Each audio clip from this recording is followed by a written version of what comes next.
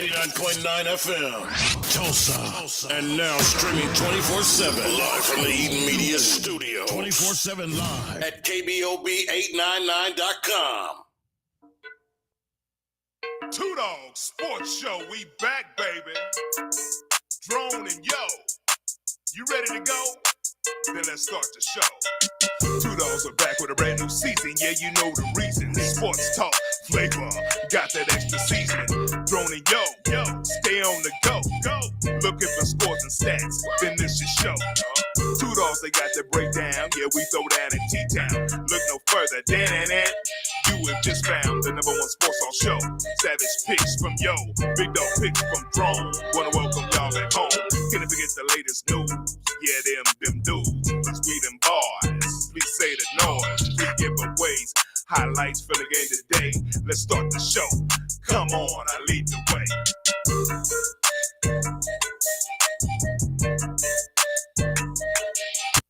What up? It's the 2Dawgs Sports Talk Show. Right. Coming at you this Tuesday afternoon here in Tulsa, Oklahoma. Woo! This weather is feeling good outside. It's not too hot. It's not too cold, but it ain't just scorching hot. But you on the 2Dawgs Sports Talk Show with Drone and Yo. What's going on, Yo? Bruh, we can't beat this weather here, bro. It's supposed to be no rain, cool, not hot. Just perfect for about anything you want to do. You can go out there and smoke meat if you want to. You can tailgate if you want to. And you can go to the fair. Yeah, I ain't been there. How you been yet? No, bro. I was supposed to go to the zoo this weekend, but I didn't do that either because I got caught up in that old Georgia-Bama game. And I was like, this game getting good. Yeah. So besides watching sports, what you do this weekend, man? Absolutely nothing. Hey, bro, it's the end of September, bro. It's ball, and more ball. I don't know if I'm going to even make it to the fair, bro, because I heard the hip hop thing on Friday night is supposed to be. Yeah, on Friday night. Yeah. It's supposed to be tag team. Tag team. What? Tag team. What's supposed to be tag team? That's the group that's performing at the fair. Oh, see, I don't... Tag team back again. That. Hey, man. That. They got one hit, bro. One hit. Bro, we need more than one hit, bro. I don't need nothing about all that, dog. I'm just saying, bro. You remember tag team? Hoop, there it is. Oh, them folks. Yeah. them folks. Them folks, yeah. That's what's performing at the fair. Did they have a hit? One, that's it. Whoop, there it is. That's it. I'm like, bro, y'all gotta do better than that.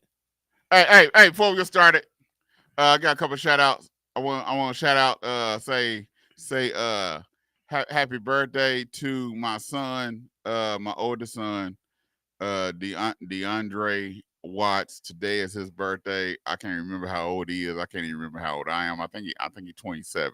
No. I think he's 27. No, he's not. Yeah, I think he's 20. When he born in 95? Let me see. Is it 27, 20? He's either 27, 28. What year was he born? He ain't 29. Yeah, he is, because my sons are 29. He ain't 29. Yes. Hold on. Let me see. Was he born in 95 or 94? Let me see. He's born in, because my daughter born in, he might be 29. He's 28, 29, one or two. Was he born in 95? Hey, man, I'm breaking keep up my own age. You got to try to keep up days. I got the birthday right. So happy birthday to him. I think he's 29, bro. Yeah, he one of them. His birthday today. Happy birthday to him. Happy birthday, DeAndre. And then want to say happy birthday to our producer, our sound man, Mr. Trey Eaton. Happy birthday, Mr. Trey. Trey, how old are you? Happy birthday to him. Yeah, so he older than Trey. I know that much. Oh, yeah. Okay. He older than Trey. So happy birthday to both of them. All the October 1st birthday. You know, we start our October gauntlet now this month. You know, because we got DeAndre this week. Okay. We got my other son, Jeremiah Jr., on Friday, October 4th. Then we got my daughter, October 10th. Then we got our other son, Adrian, October 24th. We got our daughter-in-law, our daughter-in-love, who Adrian married, October 22nd. Okay. Then I got both my brothers. One is October 11th. The other one's October 17th. Okay. I got my niece, October 11th. So I start my gauntlet of October birthdays, you know. So that's what a good 7 or 8. Yeah, it's quite a bit of them, man. But just my children alone is 5. Yeah. So do you do everybody get a special day? Do y'all go out to eat the dinner, or what do you do? Normally that's what we do. Normally that's what we do. We normally celebrate the first half together, And then the second half. And then the second half together. So basically, normally we celebrate Jeremiah and DeAndre together. Okay. And then we do Adrian and Shemaiah. We celebrate them together. Okay. And Natalie, since him and Natalie got married, we got Natalie in there. So normally we celebrate the last 3 together and the first 2 together. Okay. Now they each get their own cake. Okay. So we'll take them out to dinner. Get their own cake. And they each get their own cake. Okay. So that's how we normally get it. Okay, because I'm like, man, everybody had to go to a birthday, and you got to go to everybody's dinner. No, that's too expensive. Though. Yeah, I'm about to say, bro, that's kind of breaking the bank. And then for your birthday gift, you get what your age is. So if you 30, you get $30. Okay. So you ain't no big gift, whatever. Yeah. You know what you're getting. You're getting money. Yeah, and you get them at your age is. So the older you get, the more money you get. Yeah. So if you 2, you get $2. You get $2. It just, since we got grandchildren, some kind of way it done switch where the grandchildren get a gift plus what their age is. I don't know how that happened that way. But some kind of way, I think with some kind of way, we got to figure out how to go back to that where the grandchildren just get what they age. Because they starting to get too expensive, you know. Oh yeah, we took Fat to the mall, and in Macy's they have a little section of Toys R Us. And I said, Destiny, what do you want Santa Claus to bring you? She said, Papa, Santa Claus? She said, no, my daddy gonna get me this, and you gonna get me this. I went, what about Santa Claus? She said, Papa, no Santa Claus. Daddy, you, Mimi. So she was pointing out what she wanted. No. So she basically saying, hold on, time out. I know y'all crazy. Basically what she's saying, I know y'all. Yeah. I might only be on this earth 2-3 years. I understand that y'all ain't letting nobody come up in this house and just bring some toys and nothing happen. Yeah. I done seen y'all in action. So she said, so she wants this Barbie princess thing. It's the Barbie with the princess dresses from the Frozens. And then she wants the dress that the doll has. She wants you to buy her the dress for her so she can dress up like her doll. See, that's too much, though. That's too much. Hey, that's fat. She gonna get everything she wants. That's why you working 9 jobs, cause one of those jobs are just strictly for her. Well, Fat pretty much gets what she wants. No, ain't no pretty much to it. She get what she wants. Well, yeah, she gets what she wants, but that's Fat. Fat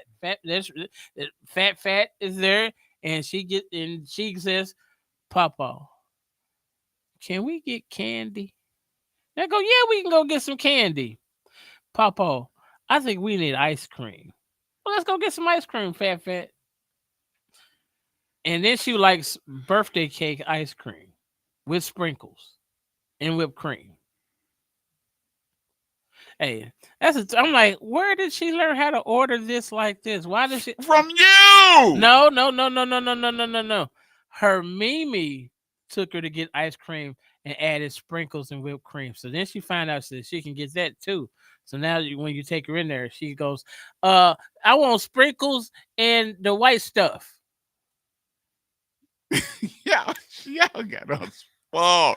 And people talk about me. Hey. No. I ain't got nothing on me. Y'all ain't got nothing on me. Hey, when she went to the mall, she got a pair of boots and some light up sneakers. Yeah. And she was thrilled. I was like, some light up sneakers. Light up sneakers. From the mall? Yeah. You get them from Walmart. No, we went in the shoe department. They was I think Jay said he paid $15 for them, something like that. Okay, we can hang with those. $15, yeah, we good. Yeah, I was like, good. this and you really want these? Yeah. Yeah. See, I learned early on from the first child. I'm done with spending $50 on a pair of baby shoes, some Nikes, and they last two weeks. And then they outgrow. Yeah, no. No, bro. That's why DeAndre. Yeah. To this day, he'll get his shoes from Walmart. He don't care. Cause he's the Walmart baby. Shamaya, the oldest one. Yeah. She was the Nike baby, the Foot Locker. Yeah. I didn't know no better. But, but once she was born, I learned. And so DeAndre, he was the Walmart baby. Oh, so he got the aftermath. Yeah, so he got the Walmart clothes. He got the Walmart shoes. He got the Walmart clothes. So now that's what he do. He the Walmart. He was the Walmart baby. But hey, we got a big show for you today. Walmart. We're gonna take a quick break, and when we come back, we're gonna have Coach Irvin. He's gonna be on here. He's gonna talk about his big win last week against the Memorial Chargers. And then he's going to talk about his upcoming game this week. I think they started district play. They didn't start district play last week. I think they started district play this week. But I think district play started last week. So he's going to talk about that. And then we're going to talk about ball. And y'all know, last week, college football was phenomenal. It was phenomenal last week. And we're going to talk about it. And we got some Devontae Adams to talk about. We got some NFL to talk about. We got so much ball to talk about. It's pitiful. And then we leading into envy. Lord God, this is the best time for sports. Well, yeah, October is the only month that all 4 major leagues are playing. Well, we ain't talking about them other major leagues. We're talking about that. But we're going to take a quick break, and we'll be right back on 2Dawgs Sports Talk Show. I'm going to kill it. Yeah. Yo. Say, I gotta follow that. Yeah, I gotta follow that. Say, yeah, I gotta follow that. Yeah. Say, I'm free. Yeah, I got a father that never leave, never let me go. Said I got a father that never leave, never leave. Said I got a father that never leave, never let me go. So ain't no turning back. I had to let you know. Yeah, I got a father that never leave, never let me go. Yeah, I got a father that never leave, never leave. Said I got a father that never leave, never let me go. So ain't no turning back. I had to let you know. Got me feeling like a kid again when I hit his beat car, remembering everything we did. Total recall. I used to run the streets fast, made it to a creep crawl. Now that me and God is close as pasta and some meat sauce, thinking I could leap off, end up like a seesaw, up and down, round and round, no traction on my feet, y'all. But my father's always there, like Constance in some beach balls. So I never ever fear, demon slayer, keep off. Father to the fatherless, defenders of the widows. God's holy habitation, I can't even sleep, y'all, cause I hear my father calling, speaking truth, set me free. The 36th Street North Event Center is a full-scale event center where we share the experiences of the community. At the event center, you can rent space for weddings, birthday parties, receptions, concerts, Greek events, quinceañeras, and much more. We also do custom decor, linen, and centerpieces. We're located at 1125 East 36th Street North. To book your next special event, business gathering, or community event, call us at 918-200-9046. Hey Tulsa, Oklahoma. Welcome to Black Wall Street Tees and Souvenirs, where you can get the best Black-owned t-shirts, apparel, and souvenirs right here in the heart of Tulsa. For more information, please call 918-523-0608 or shop online with us at bwstshirts.com. And we hope to see you soon.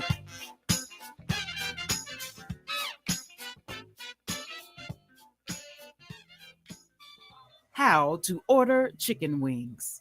Number 1, find a good wing spot. I know a wing spot, Max Wings. Number 2, decide if you want a combo or if you want to order a la carte. Huh? What's that? Well, combos come with chicken, veggie sticks, fries, and a drink for a discounted price. A la carte means that you order each item separately. Okay. 3, decide if you want bone-in, boneless, or cauliflower wings, and then determine the delicious flavor you want on your wings. I didn't even know cauliflower had wings. You learn something new every day.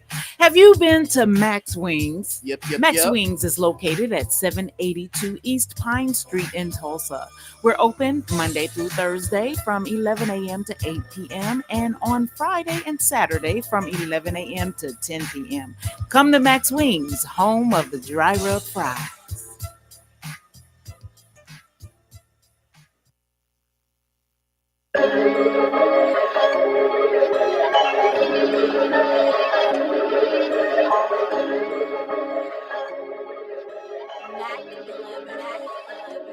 Got them all like, yeah. They can't stand me now. Hate the fact I'm standing on that rock. He got me standing out. Boy, get out my way. This ain't no in and out. Boy, you either hot or you cold and he gon' spit you out. Yeah, I'm on my way. Back like I never left. I be in the streets with that gospel. You ain't never there. It's power in this day. And I'm gonna represent. Preaching to them gangsters in that prison. I be stepping in. Yeah. Standing on, standing on. Standing on, standing on. Standing on, standing on. Standing on, standing on. Okay, listen, I ain't way too out of mission. On the road, can't stop a mission. 2020 can't block the vision. Never ran from the opposition. Jehovah died for me, I'ma ride for Welcome me. back to the 2Dawgs Sports Talk Show. I'ma kill it till he Here on KBOB 89.9 FM. All right, y'all, there's an event going on October 19th. It's a fatherhood luncheon sponsored by Sickle Cell and Shift Fatherhood. Go to www.sicklecelloklahoma.org. Go to www.sicklecelloklahoma.org for more information. You can register for this event. This is a fundraiser. It's honoring fathers. Fathers don't get the recognition that they should get all the time. And so this event it's a fatherhood luncheon. The tickets are $50. It's a fundraiser, and like I said, you're not gonna get no chichi bird food. You're getting real food. You're getting fried chicken. You're getting beef. You're getting greens. Green beans. Mashed potatoes. You're getting real food. And we're doing a speaker panel where we're gonna have someone talking about education. Talking about a doctor. We're gonna have someone talking about fatherhood. We're gonna have someone talking about reentry program. So we're going to have someone on there talking about therapy. So it's a good event that we're asking people to come out for. For more information, go to www.sicklecelloklahoma.org. All right, we got the head football coach of the Hell Rangers on the line right now. Coach Irvin, what's going on, Coach? How you doing? Thanks for having me on. Oh, we're doing real well, Coach. You had a big win last week. Matter of fact, you had a blowout win last week where you had a 40 burger on the scorecard, and the other team had 0. Coach, what's going on? What's different this year than last year, Coach? I think it just pretty much starts back from off season when we kind of knew the boys just wanted it a little more this year. I think the game plan that we had put in place last week, we got a few guys back that's been hurt. And then we just had a really good game plan, and the boys executed. So we was really proud of the boys. I think it's the first time that we were executing offense, defense, and special teams all together. Now, last week was the first week of what? Wasn't last week the first week of district play, correct? First week of district play, yes, sir. So now to come out first week of district play and to go 1-0 and to win that first district game. What did that do to your players going into week 2 of district play? We sit it down on Sunday when the players got there. You know, we kind of showed them where they stand. You know, we're tied for first place. We got our 15 points. So, you know, the boys saw it. Everything they wanted, every goals that they had is right there in front of them. So now you snapped a losing streak that you had earlier this year. And so now you're heading into district play, leading into the playoffs. What kind of emphasis have you put on the goals that you have this year, which are obtainable, that the players probably didn't really realize were obtainable? Well, I think it kind of goes back to what I was saying from the summer with our team captains and through our leadership meetings and the goals that they had, and definitely going to playoffs was one of their goals. And we laid out the blueprint of what it's going to take to be able to get there. And they bought in ever since we've been to that point. But we preach that 1-0 mentality every week. We've already forgot about what happened last Friday, and everything right now is all on Claremore. All right, Coach. So your district is pretty difficult. So going forward, what other subtle changes or other game plans are y'all going to put in place to make these goals obtainable? I think it's just getting better and better every week. We preach to our guys, you know, every practice is important to get 1% better. We just got done practice here about 10 minutes ago. I felt like we had a fairly good practice for a Tuesday. Like I said, we have the athletes, we have the size. You know, it's just all about believing that they're going to get the W in week in and week out. So what is the coach that you are expecting out of Claremore this week when you go into our Claremore? We're going to run the power. you didn't hesitate on that one, Coach. You didn't say nothing else. You didn't say nothing about passing. You just said, "Hey, we're going power, straight up." Power and misdirection. Yes, sir. Okay. So is it that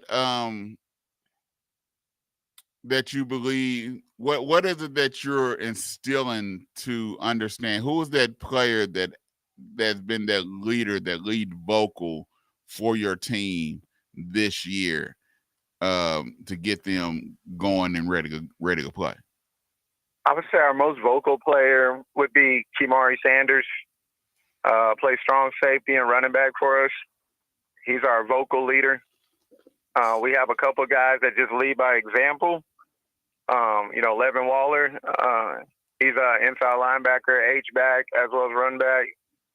And then it starts up front, you know, with our O-line that, you know, we lost some guys in the offseason. A lot of guys stepped up. So Matthew Knighton, it definitely starts with our left tackle. So what are you expecting out of Claremore this week? Who is that person on Claremore team that you have told your guys that we have to make sure that we have to shut them down? We shut them down. We shut Claremore down. I think it's really going to start with the trenches, with their run first, primary run team, and like the boot action out of everything that they do. You know, they got some tells of some things they like to do that we're keying on. But, I mean, it starts in the trenches. We got to stop the run. Now, do you all go to Claremore, or do Claremore come down here? They come to us. Ooh, that make you feel even better, Coach, that you ain't got to go down to Claremore. That's for sure. Because it's a little bit different when you got to go down to Claremore and play in Claremore. I didn't have to play in Claremore before growing up, and it wasn't no fun. I rather for Claremore to come down here and play than me go play in Claremore any day. Yes, sir. So, you know, it's what'd you say? I would say it's funny about our district is tough. With Dell City getting put in our district, 5A semifinals last year, You got Collinsville, Claremore, Pryor. It's a loaded district. Boy, Coach, you got all the good country towns, Coach. Mm-hmm. How many games are away, Coach? We got a good schedule. Every other week, home way. With our 6 games left, we got 3 home, 3 away. Oh, that ain't bad. Wow, yeah, it's not bad. That's not bad. So a couple of them towns is gonna have to come here because I know you definitely don't want to go to Pryor. Comes to us. Collinsville. Pryor comes to us, but we got to go to Dell City next week. So out of the 6 games that you have left, how many of those games do you have to win to make? I know you want to win all of them, but just between us, how many of those games do you have to win to assure that you have a spot in the playoffs? Sure, in the playoffs, typically you have to win 4 district games, and then that allows you at least a top 4 seed. So basically, you got 3. You already got 1. Yeah, you get 3 more. Got 3 more. All right, Coach. You got 3 more to go. We need Tulsa Public Schools inside the playoffs, Coach. Yes. I agree 100%. We need you in Tulsa. We need you in there. So good luck this week against Claremore. We'll be rooting for you. We just wanted you to come on and talk about your victory that you had this week and give you some love. And so, hey, go out there this week and put on them zebras. Pay them black because we ain't never seen no red zebra top before. 10 team. So, Coach, our boys said they want it. So. We ain't never seen no red zebra, so you need to paint them back black. All right, Coach. All right, good luck this weekend, Coach. We'll talk to you later. We appreciate it. All right, y'all. Appreciate you guys for having me on. All right, bye. All right, as Coach Irvin from the Hell Rangers, hey, this is one of the best seasons that he's had. You know, he's been having low numbers each year. Yeah, it's been a struggle for them to get the numbers out, and this year they're averaging 35, 40 players out there, and so it makes a difference. It makes a difference when your numbers can pick up and when you can get the numbers out there on your squad, especially in football. Bro, he got a loaded schedule though, bro. Yeah, he got Memorial. He still got Dale City. He got Claremore, Collinsville, and Pryor. Yeah, them country towns. Yeah, but luckily he don't have to go to Collinsville, and he don't have to go to Pryor or Claremore. Yeah, that's pretty. That's some good graces, bro. Because I haven't played high school ball. I played high school ball in Claremore and Pryor. It wasn't no fun, dog. It wasn't fun going down there, playing down there. It ain't as bad down there as what it used to be. Yeah, but it wasn't fun, man. But I didn't have to go down there for. I didn't bring the Pryor for. When my sons played the Bulldogs, it seemed like every year we played Pryor, we had to go to Pryor and go down there and give them a butt whooping. It wasn't fun, man. Hey, this weekend, we're gonna let's talk some ball, man. Let's talk some ball. This weekend we'll start with OU Auburn. Okay. Someone on this set, I ain't saying no names. They made the statement that Auburn was going to win. I ain't saying no names. And if it wouldn't have been for a little bit of Sooner magic. But someone else said that OU was going to win. I wonder who was right. So who was right? Who was sweating bullets until the interception? I wasn't sweating bullets. So you just knew y'all was gonna win? No. I ain't saying I just knew. Okay. No, but you know, but it was a good game. It was a good game. Yes.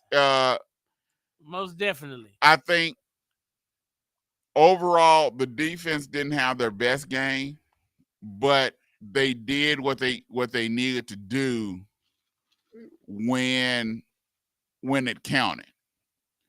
Yes. The fake blitz, which Thorne wasn't ready for.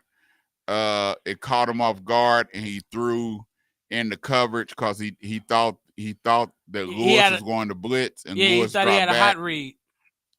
And then when you had Hawkins, he has the heart to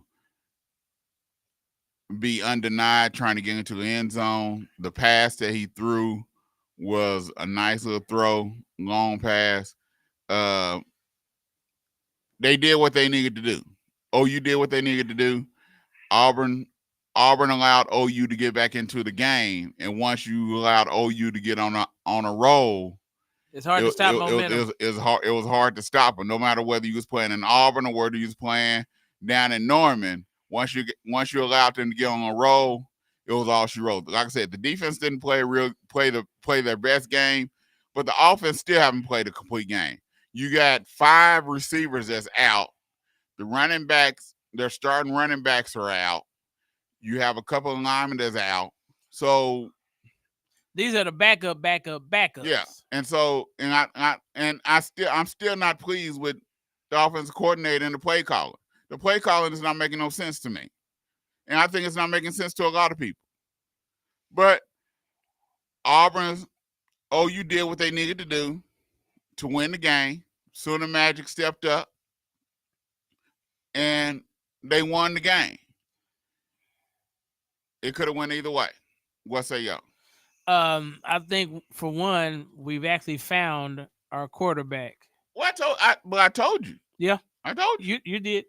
I'm gonna say this about old Jackson Arnold. Trash, bro. Ain't no way you supposed to be making $3 to $4 million, and you can't put up 50 on Houston and Tulane. Well, okay, let's take the NIL money out the way. Okay, I don't think Jackson Arnold is trash. I just think that the scheme that he's in and what OU do doesn't fit him. I don't think it fit what he does. It's like if you would have put Troy Aikman inside the wishbone and running option. That didn't fit Troy Aikman. So when Troy Aikman went to UCLA, that fit what Troy Aikman did. So just like if you would have put Jamel Holloway into a drop back passing offense such as UCLA, people would have said Jamel Holloway looked like trash. Well, but when you put him in a wishbone option offense, Jamel Holloway looked like all world. So I'm not saying Jackson Arnold was trash. I just think the offense just don't fit. So what kind of offense do you think Jackson Arnold needs to be successful? For one, I think he needs a line. For one. Okay. But I also think he needs a drop back. I think he's more of a drop back passer. Play action kind of guy? Yeah, play action, drop back. I think he needs some receivers, but I think the offensive coordinator needs to help him with the play call. Come on, look what he did in the bowl game, and now the man has not forgot how to play the game. Did he make mistakes in the bowl game? Yeah. Were they really playing real hard in the bowl game? Probably not. The opposing team wasn't playing real hard in the bowl game, but he hasn't forgot how to play ball. So the thing is that I just think that it don't fit. I think he goes somewhere else. You might see a whole totally different type of Jackson Arnold. Look at Bo Nix. People who said Bo Nix at Auburn was trash. Bo Nix, he goes to Oregon. He's up for the Heisman Trophy. Now he's the starting QB at the Denver Broncos. So it's all about what type of scheme and stuff you in. Okay. But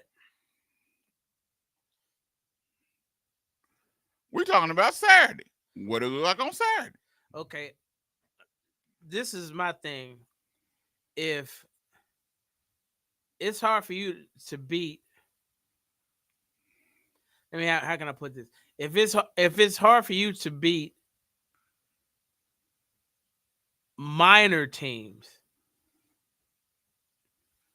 you're beating minor teams that are usually on the schedule to really be blown out, and that's what they're placed on your schedule to do, and you have problems with them. That means you're not that guy. But could the offensive scheme, be better suited for him? Could that have played a big part? Because we don't know if Hawkins in that scheme would have looked even worse against Tulane or against Houston in the offensive scheme. Because the first half against Tulane, he looked all world. Come second half, it looked horrible. So what happened between the first half and the second half? Well, because the second half is where he got pulled. I'm gonna say, well, the first half he looked good. So could it have been offensive play calling in the schemes? It's a possibility, but to me, I'm gonna say this: I haven't seen.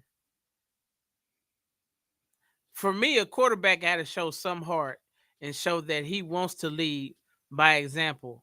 I never got that. I never saw that in Jackson.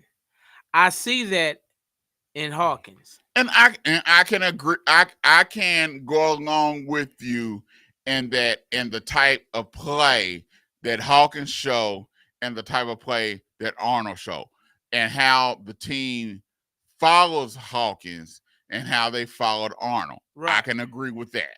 I can understand that. So, because to me, but as a quarterback, I also think you can feel that. You can feel whether this team is really backing you or not. When you didn't show the work, put in the work in practice, well, these boys know, hey, if he on the helm, we got a shot. And I think Jackson Arnold probably was hearing those footsteps and probably was feeling that Hawkins was right there and they're waiting in the locker room saying, if I just stub my toe, you up out of here, homie. I'm out of here. And probably understood that these boys probably didn't really want him up in that starting spot, or thought he wasn't ready for that starting spot. Well, when you put on that Oklahoma Sooner jersey, it's a lot of legacy goes on with that. You're representing greatness. Okay, we have what before Bob Stoops. How many Oklahoma Sooners went to the league? But you know what? Not many. But since Bob Stoops, it's Sooners across the board: offensive linemen, receivers, quarterbacks, running backs, tight ends, safety, linebackers. So it's been a big change. So, but you know what though? What? I'm not supposed to let you get away with what you think you're going to get away with, right? What I'm getting away with? You do this every time. What? Every time, and I got a witness over there, Trey my witness. Okay. When your team lose and we supposed to be talking about the game, you slick your way out of not talking about the game.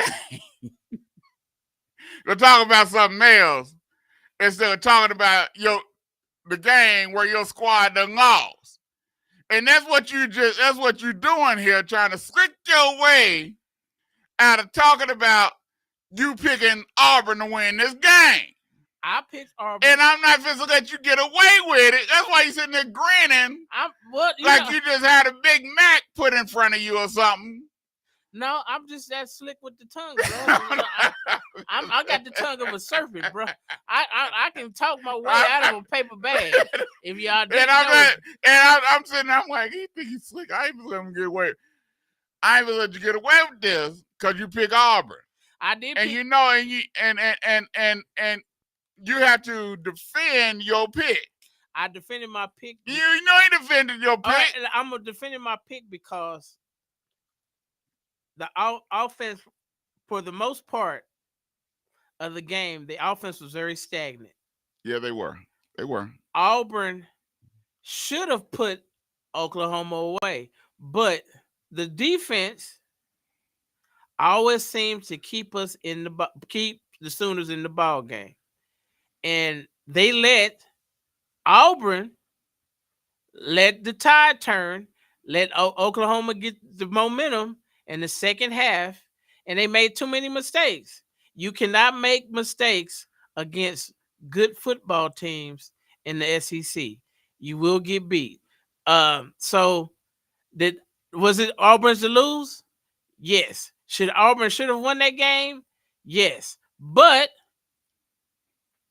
Sooners actually made plays down the end of the stretch and got an interception and turned that to a pick six. Whose fault is that? That's quarterback fault. He thought he saw something. He thought he had a hot read. He threw it right to a linebacker. Or was that a safety? It was a linebacker. It was a linebacker. Now, how do you not see that big brother in crimson and white sitting right there and smack dab in the middle, and you throw it right to him? Because he didn't see him. Because he thought he was blitzing. So, great play call by the defensive coordinator, Brett Venables? Probably. Did the Sooners capitalize over the turnover? Yes. What are you supposed to do? Capitalize on turnovers. So the Sooners played a good game. They won the game. I wasn't expecting them to beat Auburn at home, but they did. Congratulations to them. I was actually happy that they won, but I didn't think they was going to win. So it was a very big surprise to me. But so they get a week off, and then they have to play the Red River rivalry. They play them Texas boys.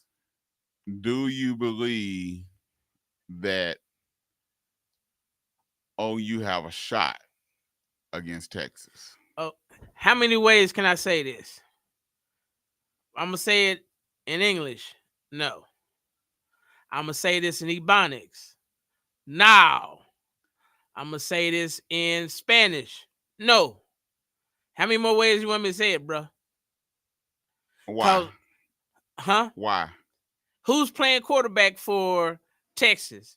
Is it Ewert or is it Manning? I think Ewert will be back by then.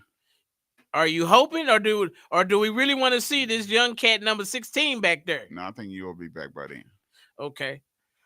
They said it's his spot his spot anyway. Right. But that Manning boy, he's coming. He's coming. And if we don't have a defense that can slow him down or make it difficult for him, bro, they got a quarterback that's going to be there for a minute. And he looks like he's cream of the crop. And I think unless our defense, we got to have an A1 defense against old Manning. I think OU have a shot to beat Texas this year. Yeah. The number one team in the nation. Yeah. Red River rivalry. I believe for one, this game you can throw it out you can throw records and all that stuff out the window. Because this is a rival game. 2, it's a big rival game. I think OU has a week off to prepare, which gives Hawkins another week to get ready. Okay. I don't think the lights are gonna be too big. Hawkins from Texas. He's from the Dallas area. And so I think this is going to be a big game for him. 2, I think OU will get some players back that was off injury. 3, the defense. If OU's defense can step up. I think because I think if it was Jackson Arnold, I would say no. We don't have we don't have a shot in God Green's earth. If it was Jackson, so you saying if it was Jackson, we just need to just wave the white flag. Just wave the white flag. Just wave. Just go on and give up now. Yeah, just wave the white flag.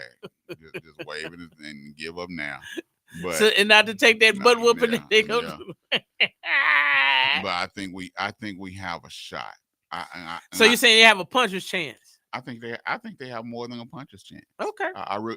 With the defense that OU's defense, and we're still not healthy on defense. True. I don't know when. I'm hoping Gentry is back. I don't know if Gentry gonna be back this week by Texas or not, because Gentry Williams still not at corner, so it's a back. They got someone playing backup at corner. Yeah. So their defense is not really fully 100% with starters. So I believe OU, if this game is tight going into the fourth quarter, if OU is only down by 7 points, there's a good possibility. I believe for Texas to win this game, they're going to have to come out and put their foot on OU's throat and choke them out. Okay. They're going to have to choke OU out and take their heart. Early. Okay. They're going to by halftime. They need to be Texas over with. going to need to be up by 21, 28 points by halftime. They can't be up by 10 because with Hawkins back there, just been up by 10. Ain't enough. But the thing is, it's all about this offensive coordinator and what he calls. I think we can get enough pressure on Manning. I believe we can get enough pressure on Ewell to disrupt that offense. Because for the first time in a long time, OU have defensive linemen that can go one-on-one and be in the trenches and be disruptive. Yeah, be disruptive. Okay. We haven't had that in a long time. Probably since Gerald McCoy. And we got that now. Okay. OU has that. So it's gonna be interesting. This week off is gonna be interesting because it's a gauntlet at OU. But I think if OU beat Texas, oh boy, it's gonna be interesting. No holds barred if OU beat Texas. But now let's talk about Georgia, Alabama. Ha! What a game! Yes. It's a tale of two halves. First half, Bama dominated. It was all Bama. Bama dominated. Second half, it was all Georgia. It was like the tale of two halves. And because I was about to turn the game off. Was you? I was about to turn. Then I said, no, I'm not going to turn the game off because you don't never know what's going to happen. Yeah. I was saying, okay, fourth quarter come. If it's still going the way it's going, fourth quarter, I'm turning this game off. Then Georgia kept creeping back, and Alabama kept allowing them to come. I'm like, Alabama, what are y'all doing? It's like Alabama just stop playing. Yeah, and that's the problem. Why y'all stop playing? And Alabama's coach, he don't rah, don't get excited, nothing. Nah, he's even killed. I'm like, Lord, I miss Saban because that was Saban. Somebody's head would have been rolling. Saban would have been in an uproar. Yeah, but he went over there and took probably the chalkboard from the coach and would have started writing his own. Y'all need to do this on defense. Yeah. Do I think Georgia is probably overall the better team? No, I don't know because Georgia's missing a couple players. Yeah, but I'm gonna say this about the Georgia-Bama game. I think receiver-wise, I think Georgia's better. I mean, I think Bama. I think Georgia has the better run game. I think Bama has the better receiver, especially with that young boy. That young boy is going to be tough. Yes. Williams is going to be he's only 17. Yes. That boy is going to be a bad man. And And Joker stay healthy. He ain't even got his grown man body yet. No, he's gonna be nice. If he stay healthy and no Keep injuries and keep his head on. Yeah, he's going to be nice. I think Bama is good. I think overall team. I think Georgia's a better team. Okay, but I think Beck is overrated. I think Georgia's quarterback Beck is overrated. I do think that. Hey, bro, I found out this. That old Carson Beck, he got a Lambo. He driving a Lambo around campus. That's how much money his NIL deal is worth. A lot of them gonna be doing that, so it's nothing new. But Georgia, to me, doesn't have the playmakers as Alabama does.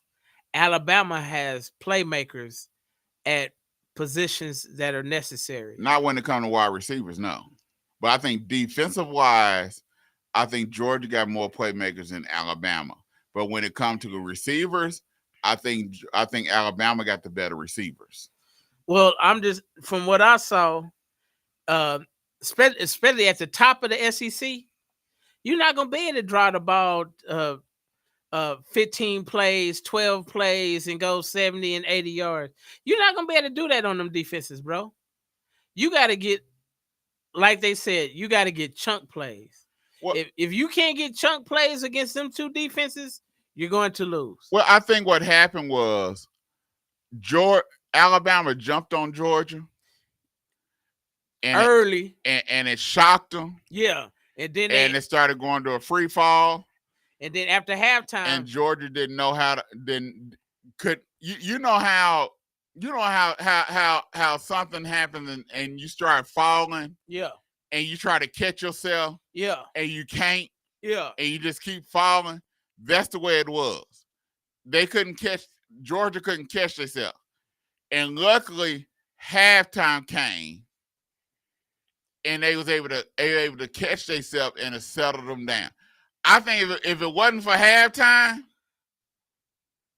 blowout, this would have been a blowout city. It would have been a blowout city. Halftime made this a game. It's like the Super Bowl between the Ravens and the 49ers when the lights went out. Yeah. If it wasn't for the lights going out, San Francisco 49ers would have got blown out. Yeah. But I'm going to say this. Georgia is a team to be reckoned with. Yeah. Georgia's not no pushover. They're missing some players. Miss me with all that, bro. They going to be, when it comes to this 12-team playoff, them two teams we just saw. Oh, they ain't going nowhere. Them two teams going to be in there. Yeah, they ain't going, neither one of them going nowhere. No, ain't neither one of them. Because I'm going to have to change up what I thought. Since Ole Miss lost to Kentucky, I don't know how. Kentucky almost beat Georgia. True. But they did beat Ole Miss. And Ole Miss was number 5 or number 6. Yeah. And number 5, number 6, somewhere around there. Yeah. So Ole Miss, I don't know how far they dropped. But I know they dropped a ways. And you got to play Ole Miss. Yes. In Oxford, right? Yeah, I believe so. Yeah. They got to play them in Mississippi. So, to me, this is where I see the 12-team playoffs right now. I see Bama. I see Georgia.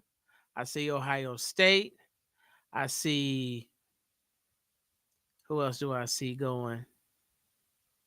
I see Oregon. I don't know who's coming out of the Big 12 yet, yo.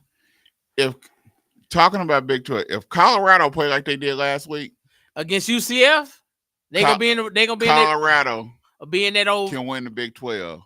And if they win the Big 12, they're in the playoffs. And I don't know what no team unless it's a big SEC team, we don't want to see Colorado. Because right now, Oklahoma State's in free fall. Oklahoma State they got the number one running back from last year, and their offensive line is supposed to be better than it was last year. But they can't run the football if their life depended on it. I told you that. They're in free fall. So They're in free fall right now. They and they don't know how to right now. They don't know how to catch up. They're in free fall. They are in total free fall. And they don't know how to catch their breath. I think Utah gonna be up in the running. Utah gonna. Now that I think about it, it's gonna be either Colorado or Utah that win the Big 12 this year. That's what I see. And who else? Clemson. I don't know if they're gonna be there or not. We know Florida State ain't gonna be there. We know Florida not gonna be there. Tennessee could be in the running, and LSU, or it's gonna be LSU or Texas A&M. Because I think Arkansas is gonna get beat. Well, you got the top five bracket. You got the winner SEC, winner ACC, winner of Big 12, winner of Pac-12, winner of Big 10. So, but they get automatic bids. Okay, the Pac-12 only got 2 teams. Oregon State. No, who is it? Washington. It's 2 teams. That's all that's in the Pac-12. No, they are no. They still got their whole squad. They still got their whole squad. Who? Pac-12. No, they don't. Okay, Stanford went to the ACC. USC, Oregon, UCLA. Who else? They went to the Big 10. Arizona State went to the Big 12. Colorado went to the Big 12. Utah went to the Big 12. BYU went to the Big 12. I think it's or bro, I think the Pac-12. Okay, yeah, you got it's the Pac-12. How many teams? Who's in the Pac-12? Washington. I mean, the Power 5, Big 12, ACC, Sun Belt. Sun Belt. Not Sun Belt. SEC. ACC. Big 12, ACC, SEC. Big 10. Big 10. And the Pac-12? Yeah. But they got 2 teams, bro. Let me look, because I'm pretty sure the Pac-12 only got 2 teams. If they have a conference at all.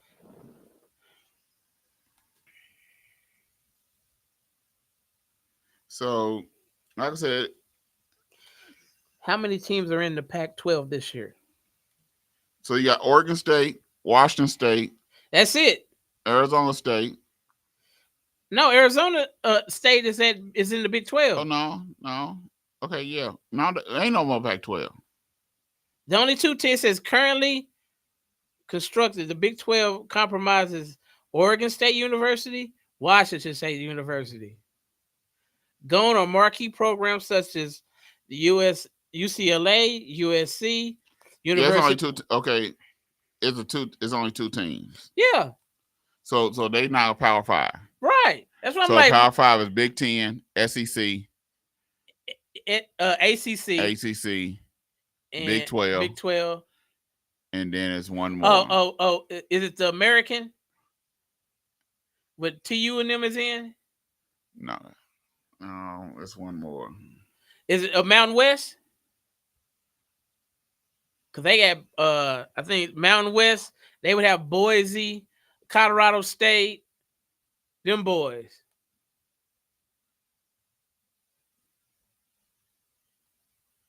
Let's see. It's ACC, Big 10.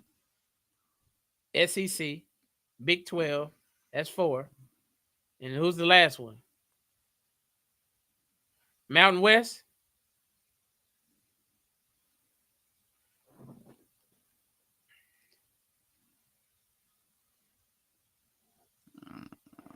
Let's see. Let me ask.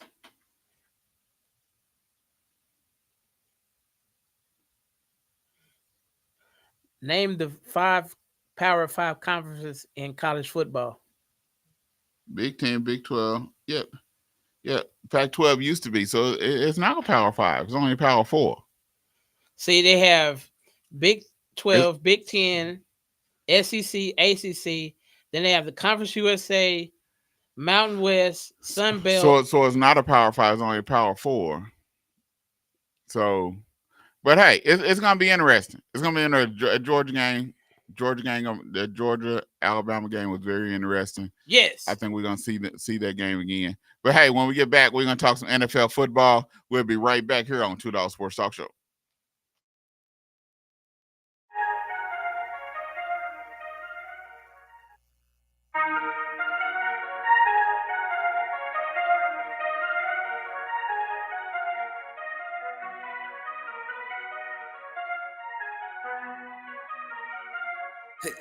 Hop out the gym, I just give praises to God for all of this muscle I'm getting. Raised up the rod for me and my brothers, you know that's for all of the truth we be spitting. I don't put fear in the man, but I hope that the demons are scared when they see me coming. That's just for me and my wordies, my hope could be repping my God, yeah, we be repenting. If that's a problem for you, I suggest you just take it to all of the angels upstairs. Wait, if you won't really get down to the problem, my generation facing multiplication of drugs and the alcohol. Y'all stay off out of route, don't need an autumn, I'll vacate a Panama, scream, but it's out the ball.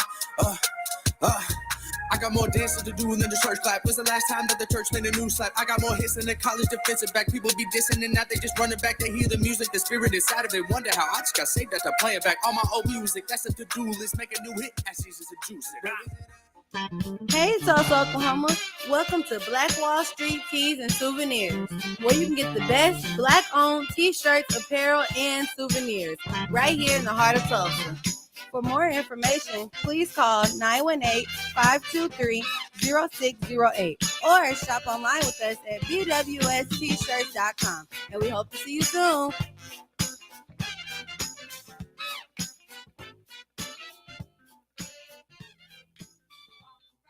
The 36th Street North Event Center is a full-scale event center where we share the experiences of the community. At the Event Center, you can rent space for weddings, birthday parties, receptions, concerts, Greek events, quinceañeras, and much more. We also do custom decor, linen, and centerpieces. We're located at 1125 East 36th Street North.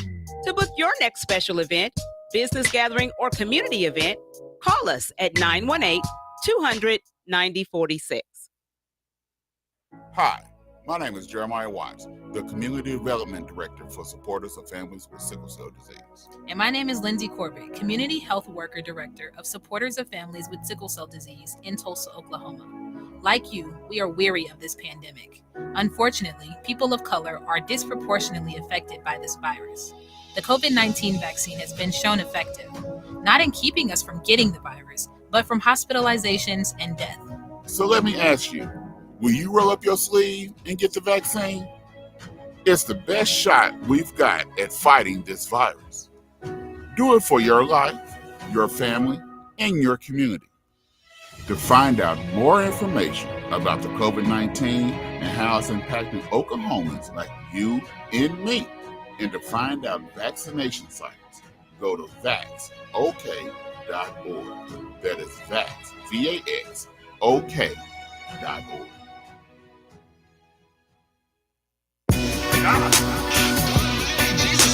Life changers.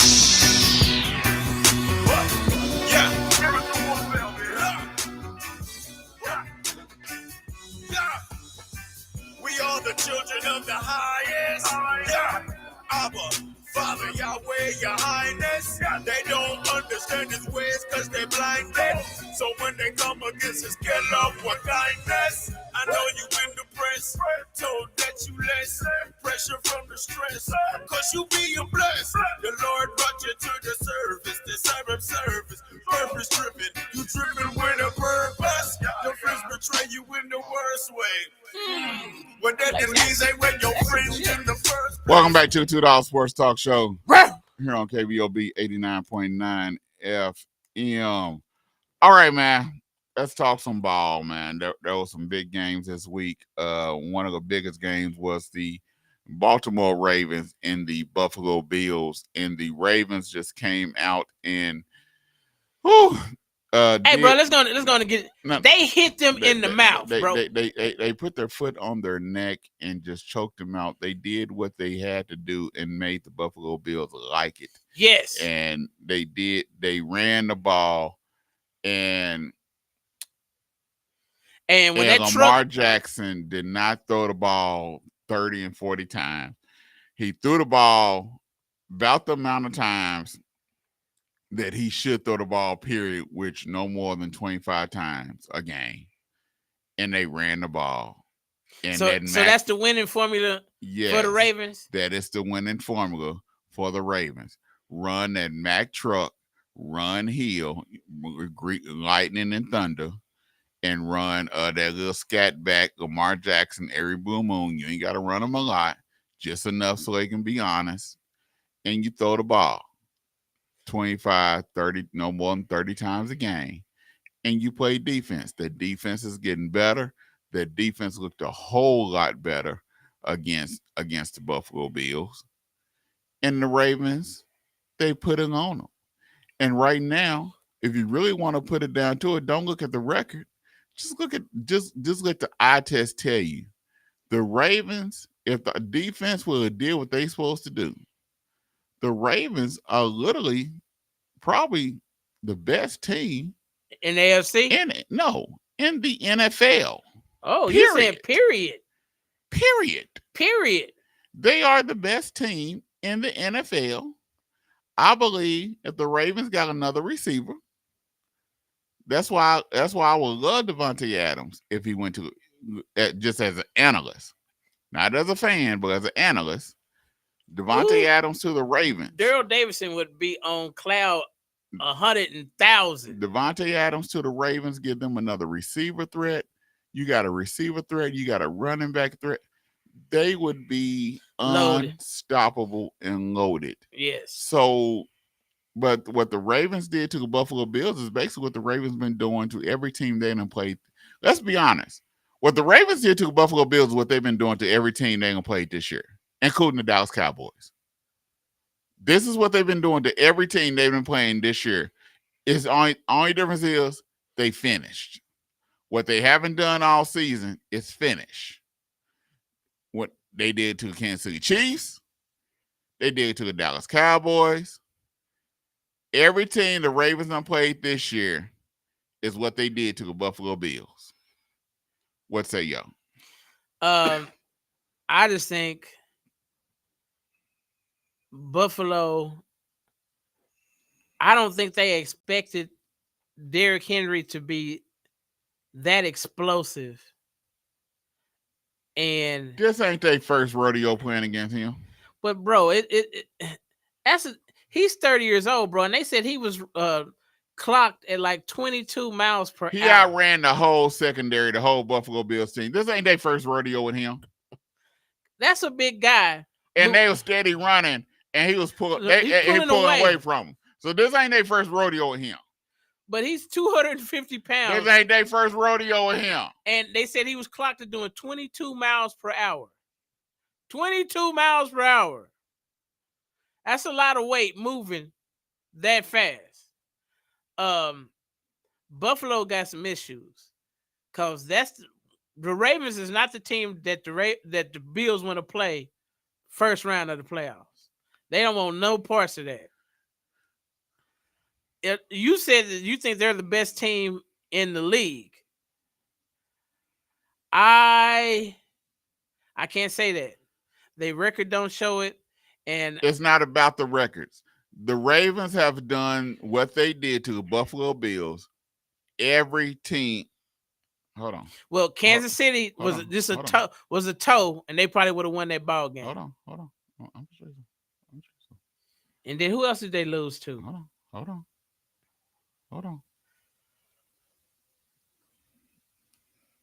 They played the Chiefs. Lost by a toe. They had the Chiefs beat. Yep. They put it on the Chiefs. Chiefs basically was the closest game they done had. They just a toe more. They couldn't finish. By a toe. Then they played the Raiders. They put it on the Raiders. The same thing they did to the Buffalo Bills. Fourth quarter, they couldn't finish. They had the Raiders beat. True. They couldn't finish. They got the Raiders come back. Then the Cowboys. They almost couldn't finish. And what they do? They did the same thing to the Cowboys that they did to the Buffalo Bills. They came out, knocked them in the mouth, put their foot on their neck. Only difference is they almost could not finish. The other night, what they do to Buffalo Bills? Same thing. They put their foot on their neck. This time they choked them out and finished. They have been playing consistently the same way every game, each game. Every game. Right now, the Ravens should be 4-0. Okay. And they should, and 4-0 easily. Easily. Their toughest game that they have been the Chiefs. Yeah. And that game should have been easily The 4-0 Ravens. So that's why I say, not looking at the records because they 2-2. And you said by a toe, they probably would have been 3-1. Yeah, because I mean, it was like that's the only thing was in the white. Right. Bubble. So looking at the game, not looking at the record, easily,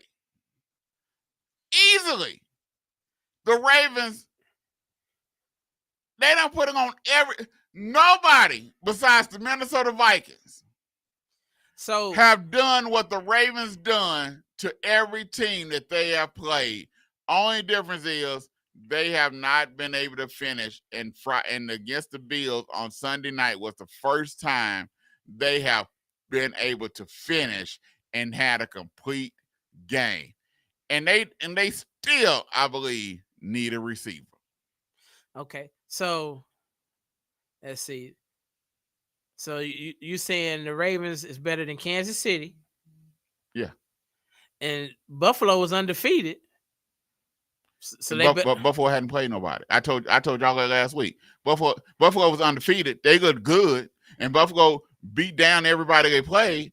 But look at the teams that Buffalo had played. So nobody's. They hadn't played nobody. Okay. Who else is? And I'm not saying Buffalo's some chumps, because I believe Buffalo is a good team. But you don't think they're an upper echelon team? I think they're up there, but I just think that the Baltimore Ravens is a better team. Okay. So let me think. So we got the Chiefs. What about Pittsburgh? Is Pittsburgh up in that upper echelon? They're not the Baltimore Ravens. Okay.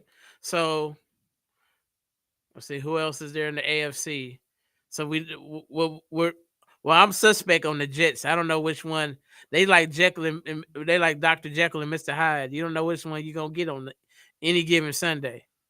Hey, you at home and you let the Broncos beat you by 1. If the Baltimore Ravens play football, they will beat anybody in the AFC or the NFC by 2 touchdowns or more. Anybody. Okay. If the Baltimore Ravens lose, it's because they beat themselves and the coach started doing something that don't make no sense, like he did last year in the playoffs. Would try to throw the ball instead of running the ball? Yes. Jackson should not be throwing the ball no more than 30 times a game. 25 times is 30 times is pushing it. 25 times is good. Well, I'm still on the I don't know if I would say the Ravens is the best team in the league. I'm not there yet. But they are, but we both expected them to be in the playoff hunt. Well, we ain't talking about play. We're talking about now. Right now, I don't know if they're the best team. So you always talking about you keep bringing up these playoff hunts and future stuff. We're talking about now. We ain't talking about playoff stuff. We're talking about now. What is going on now? Now they're on a 2-game winning streak. They beat the Dallas Cowboys and they beat Buffalo, who was undefeated, on Sunday night in front of the whole world. But I'm gonna say this: I've been hearing that they had to make Josh Allen go through a psyche eval because of that hit he took when he fumbled and he got slobber knocks. They wanted to make sure he was good. Because he took a hit that play where he fumbled. Mm-hmm. So we'll see, bro. I can't say they're the best team just yet. They still got to play Kansas City again. But I got to see them. They have to show me they can beat Kansas City. I have to see them beat Kansas City. I have to see them play the Steelers. And I need to see them play. Who else do the Ravens play? Because Cleveland through, bro. I don't know what Deshaun done or what he haven't done, but he ain't gonna look like he's supposed to look. Okay, you talking about Deshaun Watson? Yeah. I watched that game. You watched that game. Deshaun Watson, the man is running for his life, for one. So they don't have no offensive line, is what you're saying. 2, the man was throwing the ball and putting it dead in the bread basket of the receivers, and they were dropping it. Cooper dropped one, a show enough touchdown. I'm talking about he was putting it right there, and they was dropping. People want to keep blaming Deshaun Watson for some of this stuff. It's not him. You got to understand, this man hasn't really played, and let's be real, the man hasn't really played in 2-3 years. True. And he's coming back playing the quarterback position. Okay. And so now he really didn't play the preseason. And so now he's sort of getting back into the swing of things. And his number one running back ain't been playing. Right. But this man, he did some stuff the other day that you be like, okay, yeah, I see. He's getting back. It's getting there. I want to see him not get hurt. If he can stay healthy. But he's hitting receivers dead in the middle, dead in the hands, and they drop it. I'm talking about he put one ball right there in the receiver's hand, and the corner was all over the receiver. Okay. And the ball went straight through the corner right and hit the receiver dead in hand. Receiver dropped it for a first down. And he did it on the run. That's what I'm saying. People want to blame Deshaun Watson for some of this stuff. So you think they should? Some of this stuff is not him. So you think it's skilled players? Some of this stuff is these receivers. Some of this stuff, the man ain't got no running game. The man is back there running for his life. This man is on skates back there running. And then some of them, he's sitting back there. He ain't got nobody to throw it to because nobody getting open. But then he's squeezing a ball right in between the receiver and the corner, and they hitting in their hands and they dropping it. Cooper dropping it. He dropped a show enough touchdown. He was wide open. And then one time, he threw the ball to Cooper, wide open, hit him dead in the bread basket. Cooper caught the ball, scored, penalty. We want to blame that on Watson too? No, you can't blame him. Because the lineman, penalty on the lineman? Yeah. Come on now, some of this stuff people want to blame on Watson. It is not this man's fault. This man is doing some of the stuff. This man is doing his job. He's doing what he's supposed to do. It's these cotton picking wusses and other jokers that ain't doing their job. But he can't throw the ball and catch the ball too and block too. Okay, but who also gets the blame for a team not being good? You want to know why they tripling him? Cause of the contract. If his contract wasn't the guaranteed money contract, would nobody be saying a cotton picking thing about him? Wouldn't nobody be saying nothing? They'd be like, man, this man ain't got no help. They gotta kill this man. They about to get this man some help. But because he got this guaranteed money, which Kirk Cousins get all this guaranteed money every year. He just got his in one lump sum. Kirk Cousins get his over 6 years. 3 years guaranteed. Then he get another 3 years guaranteed. Well, Watson just got his Up and front. up front and one lump sum. Kirk Cousins get his. He get a what? 120 guaranteed 3 years. Then he come back and get another 120 years here. What's that? 6 years, 240 guaranteed. What did Watson get? 234. For how many years? Was it 5 years? 5 years, yeah. Okay, so you take Cousins 6 years, Watson 5 years. Ain't that about the same? Close to it. True, but Kirk Cousins is, I think he'd have made over his. But Kirk Cousins ain't did nothing that Watson ain't doing. But if Watson wasn't making no money, we wouldn't care. That wasn't me saying nothing. But people are tripling him because of the guaranteed contract. But if Watson was making, if his contract wasn't fully guaranteed, and he was making probably $30 million a year or $35 million a year, then what they'll say is, man, he ain't getting paid enough for everything he got to deal with. Receivers dropping the ball, he running for his life, he getting up, he having to take grass out of his helmet every time, and all. They wouldn't be saying nothing. So come on now, let's get real with it. Let's get real with it. This is what they doing. So this is the issue and the problem that people want to say is Watson. No, it's not all Watson. But this is how we go. This is how the cookie crumbles, and this is what you got to deal with. So, is Cleveland better than Cincinnati in their division? I think they both suck. Oh, dang. Wait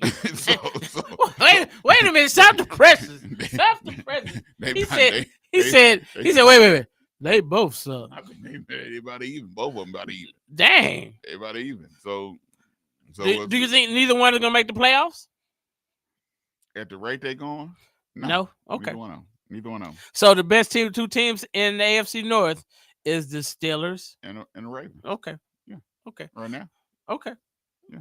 I agree with that. So I want to change the old script. We just go to the NFC. What about the Eagles in Tampa Bay? What's going on with the Eagles? I told you. It's dissension. I told y'all. Hold on. Did I stutter when I said there was issue with the Eagles?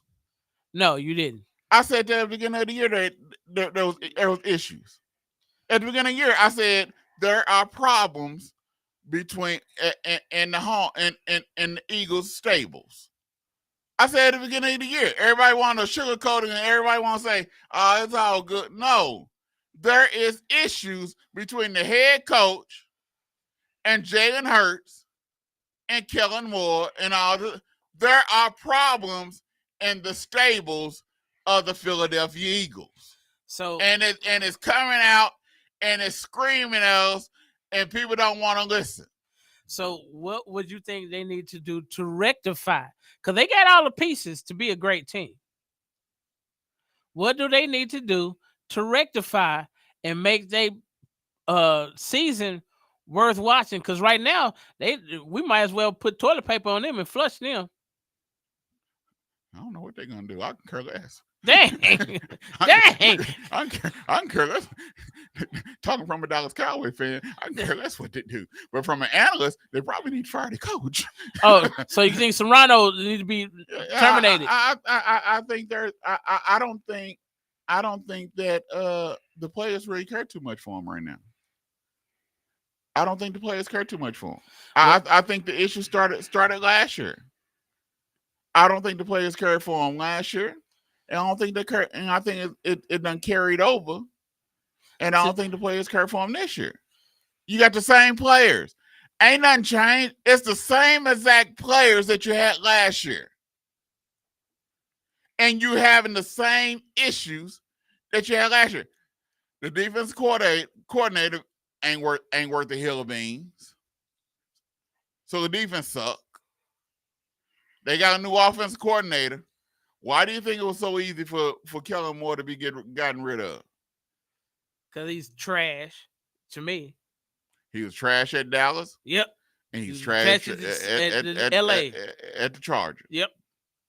So if he was all that, So he come to the Eagles, and it's still trash. The head coach still making bonehead calls, and then we get time management issues. and then when he get into the presser, he making crazy comments. You still got Jalen Hurts turning the ball over. So you think that's a coaching thing that can be corrected? You still got crazy passes. The defense ain't playing worth the hill of being. Secondary still suck. Dang. They brought back Gardner, and it ain't helped nothing. You got all these Georgia Bulldogs on your front line. You got Carter, who's supposed to be all world, and you still ain't doing it. So you tell me, somewhere along the line, there's something dead. And when a mice is dead, after a while it starts stinking. True. And even after the smell gone, that dead mice still there until you get rid of it. True. It might not stink no more, but dead mice still there. Yep. So that's what the Eagles. Yep, that dead mice still there. Okay. So you saying the Eagles need to make some changes. So who do you think would be able to come in there and be able to rectify that situation? Because it's a couple of coaches. People want to say Belichick, but no, they wouldn't. No, ain't nobody supposed to deal with Belichick mess. If you want to win, ain't nobody. You gotta hold on. Think about this, and we got ready to get off her. Yeah, but think about this. You gotta understand. There's a difference between being grown up when you grow up in a system and when you just get put in a system. It's like in a household. If I grew up in my daddy's household, that's all you know. That's all I know. I understand that. But me being when I just if I ain't grew up in that type of system and you just throw me up in that system, we're gonna have issues. So people want to say, well, throw Belichick up in there. You gotta understand? He had Tom Brady for 20 years. They grew up in that system. True. He got drafted by and after a while, they got tired of that system. It's like that child that grew up in that system, but when they turn 18, they ready to go home. They ready to leave home. Yeah. 18 years, they was ready to leave home. They didn't mean they didn't love dad. But they couldn't stand him. They just couldn't stand him. They didn't want them rules no more. They was ready to go. They was ready to leave. You can't just throw Belichick up in there and you expect these folks to deal with it. You gotta understand. There was someone there that was able to insulate these draft picks and people when they came into the New England Patriots home. There was someone there that was able to insulate all these rules. Well, why do you think there were so many issues and so many people fighting back against Belichick when the insulation was gone? And he started having problems and all these leaks and everything else was coming out. Who's supposed to insulate this? Who's going to insulate the stuff when all hell breaks loose down in Philadelphia? There is no insulation. There is nobody to insulate this. Ain't none of these young people supposed to deal with Bill Belichick's mess. You know how these young people are. Who gonna deal with Bill Belichick's mess? Come on. Well, somebody's gonna give him a shot at being a head coach again. I'm not saying they're not gonna give him a shot. They're gonna give him a shot. How long is he gonna last? I don't know. But I'm just thinking, I don't know if Pete Carroll is gonna want to coach anymore because he's not at the Seahawks. Who else is another coach that's out there in hiatus? I can't think of another one. I think it's like 2 more big name coaches that is out there to be hired. I'm just trying to think of somebody who would better come in and help the Eagles get to where they should be with the roster they have. Because they just got strictly outplayed by Baker Mayfield and the Tampa Bay Buccaneers yesterday. They just got totally outplayed. And then we got Jared Goff is 16 for 16.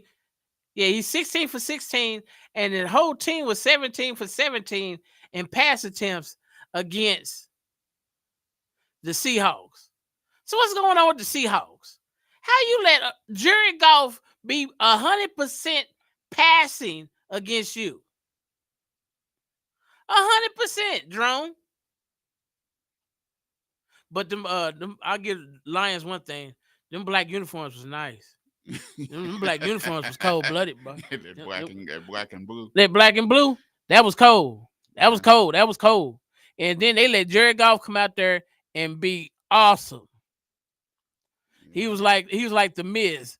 Awesome. I was like, he's completed all of his passes. He didn't have one drop. Not one. What's up with the Seahawks? Oh, but the Seahawks do got a guy. Walker, the running back. Yeah. I should have picked him up in OSU.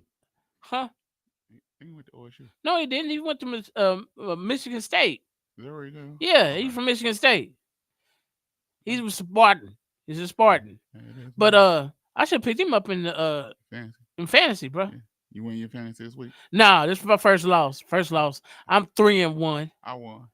Did you? I don't know how. Because I didn't.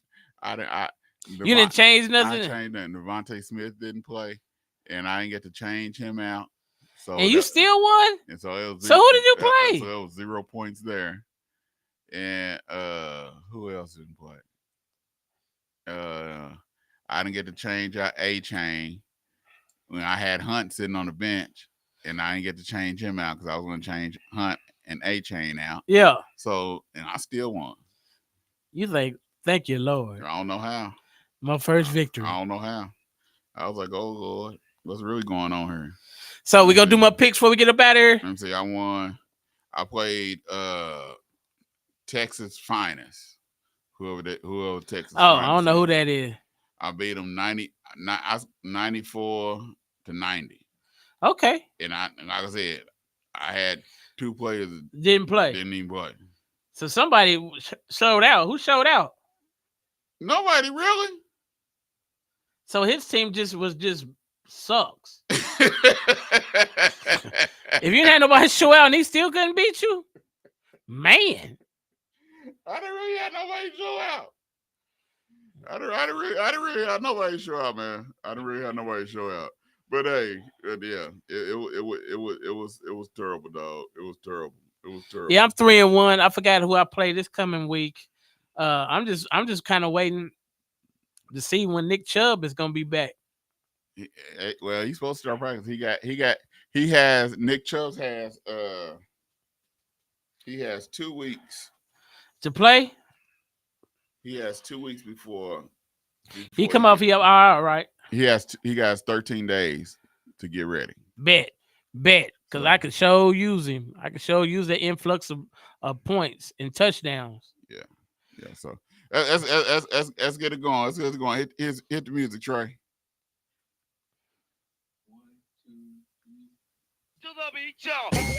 All right, Bucks Falcons. Bucks.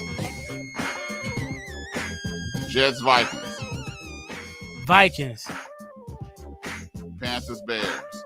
Bears. Browns Commanders. Commanders. Dolphins Patriots.